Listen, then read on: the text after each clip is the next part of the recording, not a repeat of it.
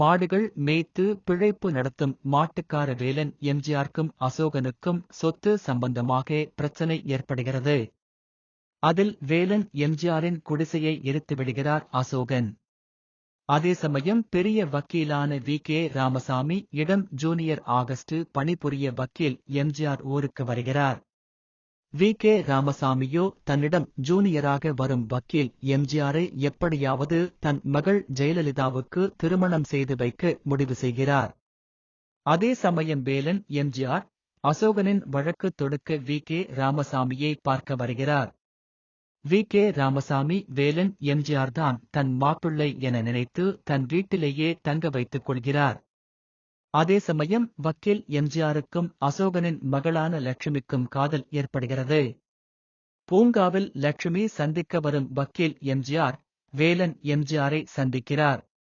அசோகனின் பிரச்சினை பற்றி வேலன் எம்ஜிஆர் சொல்ல, அதே அசோகன்தான் தன் அப்பாவை கொன்று சொத்துக்களை ஏமாற்றியவர் என வக்கீல் எம்ஜிஆர் சொல்ல, இருவரும் அசோகனின் சதியை முறியடிக்க திட்டமிடுகிறார்கள். வக்கீல் எம்ஜிஆரின் திட்டப்படி இருவரும் வி. ராமசாமி வீட்டிலேயே தங்குகிறார்கள். வேலன் எம்ஜிஆர் ஜெயலலிதாவை விரும்புகிறார் என தெரிந்து வக்கீல் எம்ஜிஆர் அவருக்கு உதவி செய்கிறார். வி. ராமசாமிக்கு உண்மை தெரிந்துவிட வேலன் எம்ஜிஆரை வீட்டை விட்டு வெளியே அனுப்புகிறார். அதே சமயம் அசோகன் வக்கீல் எம்ஜிஆரை பிடித்து வைத்துக் கொண்டுதான் கொலை செய்ததற்கான ஆதாரத்தை கொண்டு வரும்படி வி. ராமசாமிக்கு சொல்ல, அவரும் ஆதாரத்தை எடுத்துக்கொண்டு அசோகன் வீட்டுக்கு வர, அசோகன் வி. ராமசாமியை கொன்றுவிடு திட்டமிடும் நேரத்தில் வேலன் எம்ஜிஆர் அங்கே வந்து வி. ராமசாமி துப்பாக்கியால் சுடுவது போல் நடித்து வி. ராமசாமியின் பிணத்தை தோளில் போட்டுக்கொண்டு வெளியே சென்று விடுகிறார். வி.